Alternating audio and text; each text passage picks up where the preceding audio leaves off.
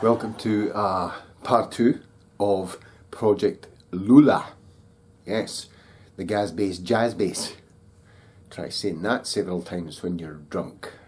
Actually, it's quite easy. Anyway, this episode, right, we're going to have a look at another example of a jazz bass I built quite recently. Actually, this one was about 10 months ago, and it was a custom build for myself because I love jazz basses, and incorporating a few things, and also incorporating the actual pickups I'm going to use for the build I'm doing now. So we'll look at that.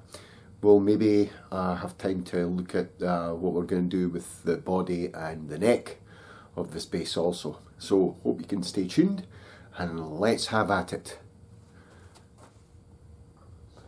Yes, so here's another example of a jazz bass that I built. Oh, this one was about maybe just 10 months ago or so. It's on the bench again, getting some maintenance, as is my want, to look after all my basses, you know.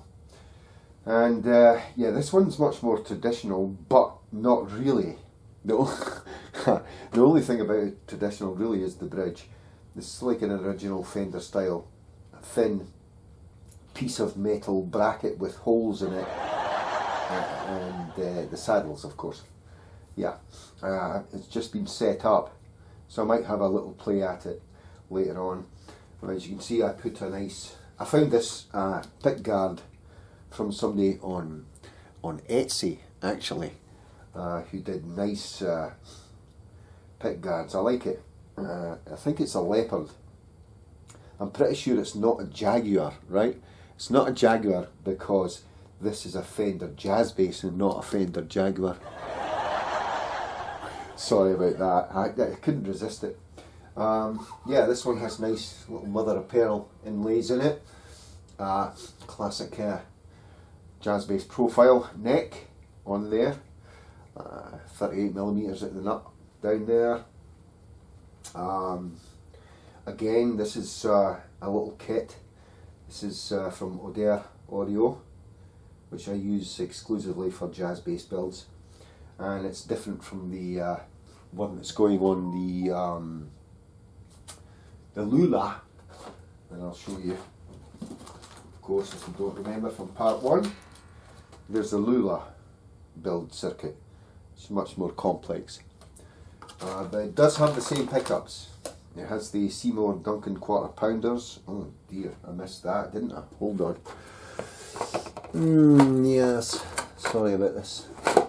Yeah, so I'll fix that later. This pickup's squinty. What the hell did I do with my... Oh yeah, okay. Yeah, so, yeah. Same pickups. Batten that down a little bit. I measured the height of that. I hope it's not springing up. Anyway, all setup's been done. Custom pick guard, same electronics, same pickups. And down that end, of course, you see this a slightly different headstock, so that I don't get persecuted by Fender themselves. If I go in a little closer on the body, you'll probably be able to see the pick guard a bit better. Yeah, isn't that beautiful? I really like it, and it goes very well with the tobacco style sunburst that I put on it. This goes to nearly black. This isn't quite black. It is a mixture of a little bit of black with a dark brown. Then I used a red, and then I used an amber to go over the wood. And this is actually basswood, or basswood as they call it here. I think it's basswood, I don't know. But it's very light, so I used that for the body. And the tone is very nice. I think I just tuned this up. Let's have a plug in and see.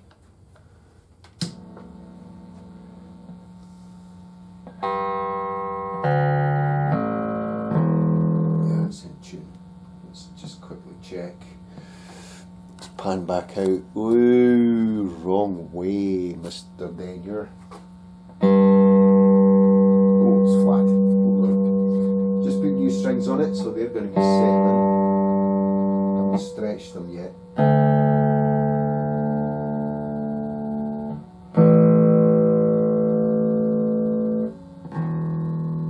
My ear must be getting worse as I get older, because I used to be pitch perfect. I still am, really. To all intents and purposes, I am. Anyway. Yeah.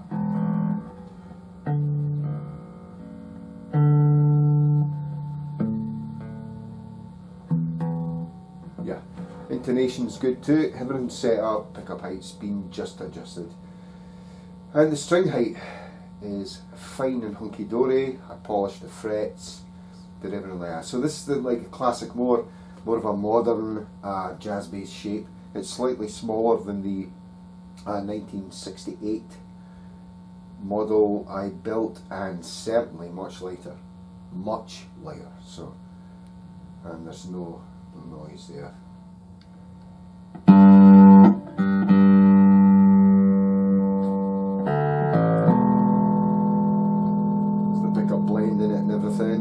This is bass, this is treble, and this is master volume. So it's kind of a basic-ish circuit. It's beautifully clear, like a bell. So I'm going to have a play at this and be back soon. Well, once again, my camera has chewed another SD card. I've got a new one in it now, but unfortunately, oh no. The manufacturing of the body blank to actual near finished body is lost. But I can tell you how I did it, because this is a special jazz bass body. Voila, it's semi-hollow. The customer had specified that he wanted the bass to be light. Jazz basses can be notoriously heavy, depending on the type of wood you use. So I'm using alder for this, and it's a lighter wood, but the jazz bass body is big. It's a big bodied bass. So I decided to do a hollow body. The way I did it was, I got an 1.5 inch plain down alder blank, and I got a 1/4 inch thick plain down alder blank. And I kind of screwed those two together after doing outlines and centre lines and location lines, and I drew out the body blank, the outline, using my template, of course, which is in here somewhere,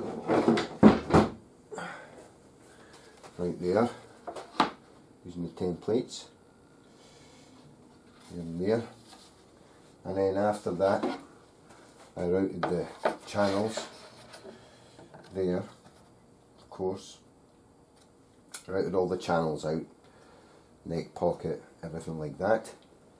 That all got done, and once that was done, I unscrewed the two blanks, separated them, and you can get like this F hole here. They're actually called F holes. It sounds rude, but it's not really. I'm able to get, like, you're able to get PDFs online of the different shapes of F holes and stuff like that, and you can make a little paper template. So this top part, the 1/4 inch thick part, I took and put on a scroll saw, and I sort of roughed that out, and then I filed it into shape using a fine file. That was that bit done, and because I'd routed the pickup cavities with the blanks together, everything else was done. This cavity, everything. So then I set the top aside, and I drilled a lot of holes into the body where I wanted the body to be hollow, namely here and here. That takes a lot of the weight off the body, okay? Plus it will give the bass a nice warm sound, I'm hoping. Although you probably won't hear a discernible difference. Maybe acoustically it will resonate more, but electrically probably not. So after all that was done, I routed out all the voids in the bottom blank and then glued the top blank on. That was it. Then, you know, since I had the outline already drawn, I put it through the bandsaw and on the router table after the glue had set on the top and bottom. That was it. It didn't really take that long at all. Maybe a 2 or 3 hours work, and then waiting for the glue to dry, and then another hour to bandsaw it out, and then sort of bullnose round off the edges. I get a very slight tear away in certain places, but you know, nothing that a good sanding won't do. It's rough. I would say it's about 80 grit right now. That's what it feels like. But I haven't really sanded it. There's still ball bearing marks in the side where, you know, the routers went, the table routers went there. That gets sanded out, and it's all cool. Afterwards, the only thing I've got left to do to the body really is a battery compartment hole and the jack plug hole. But it's pretty light. It's pretty light. Not as light as a feather, but you know, it's still sturdy, but it's pretty light. I think this is a beautiful addition to this base, and I think the customer will be happy with this. It was meant as a surprise. So down the middle there, of course, it's solid. It's completely solid down the middle here, and I've got voids here and here. Of course, I routed, as you can see there, because I wanted to have a belly carve in it still. Still have a belly carve in it. I don't have the comfort carve in it because then it would destroy the F-hole here. But that's okay. It should be still awesome to play. And I'm wondering whether I should darken the inside or not. I will leave that up to the customer. But this is going to be the Sonic Blue colour, and that's how it's made. You can see here I've got my spare pick guards and spare control plate here for sizing things up. You can see there and there, and now it looks like a Gazzbass. Excuse me. So there you go. That's it. So we're well on the way. That should be there. That should be about here. Yeah, it's going to be perfect. These are just older parts I have lying around for sizing things up. So yeah, that's how it was made. So the next stage here is to just make some measurements, make sure I've got everything okay, all the holes in the right places, and then do some nice sanding down to the point where we can start to think about filling the grain on this. So awesome. So now that I have the body shaped and ready to be sanded down to the point where we can fill the grain, I'll turn my attention to the neck, and the neck blank should be arriving today.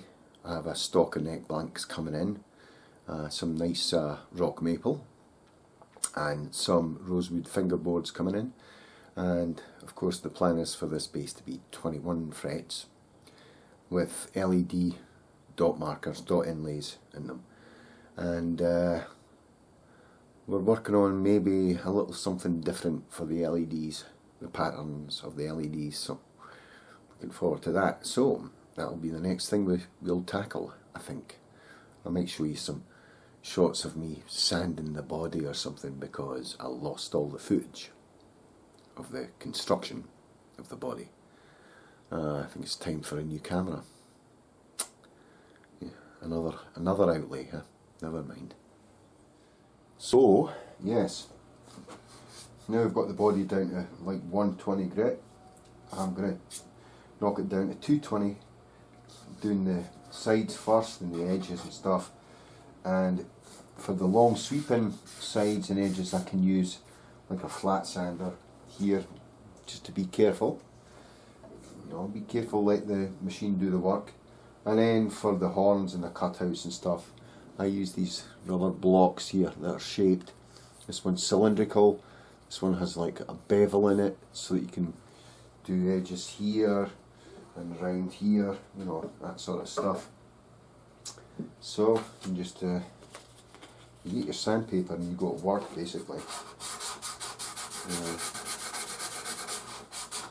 Just get that smoothed out to 220, keep looking at it, and a good trick to see if there's any still any tool marks in the job, and I shall grab this just now, is you get some denatured alcohol. Yeah, denatured alcohol.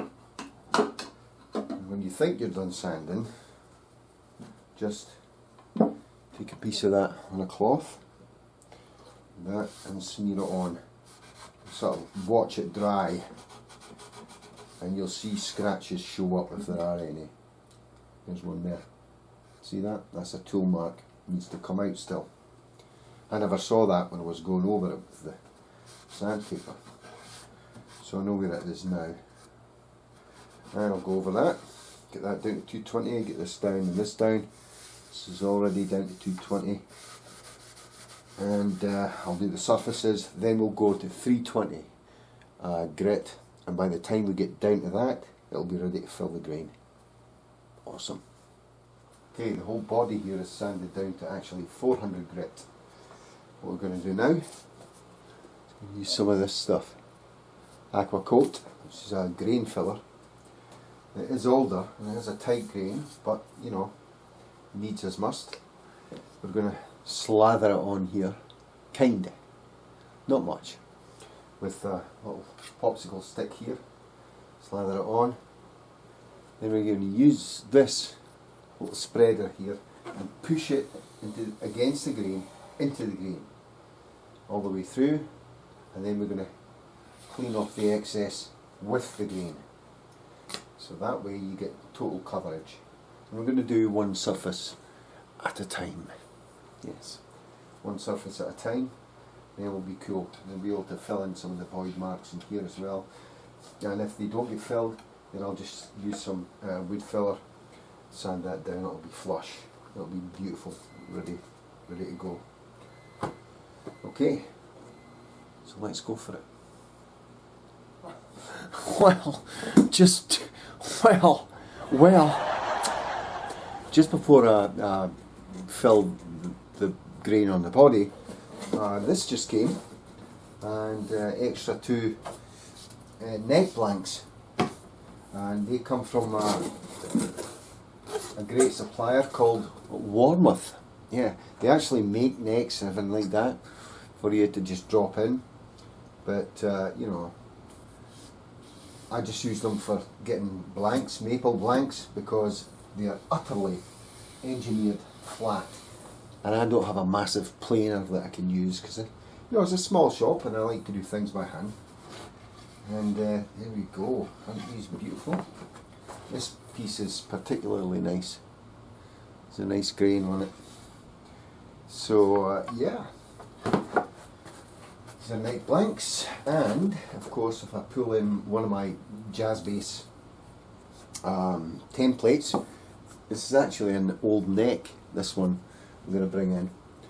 It's an old one that I'd painted up and stuff, and you know, didn't go anywhere, but the neck itself is perfect. And you see there, let's put that on there. Actually it'll probably go that way. It's going to go that way. It's all bent to shit and stuff, but I clamp that down there, and I'll trace out the profile, and we'll bandsaw it out roughly, and then we'll put the template back on, and we'll put it on the routing table and get the exact shape. Have to change the headstock though, for reasons mentioned before, i.e. I don't want Fender kicking my ass for copying the headstock, and that's the only thing they actually copyrighted. The body, they dropped the ball on that. So, but yeah, here we go. Put that back on the rack there. Yeah, plenty of Beautiful maple here. Another 2 to add to my collection. I'm going to let that sit in season for, actually,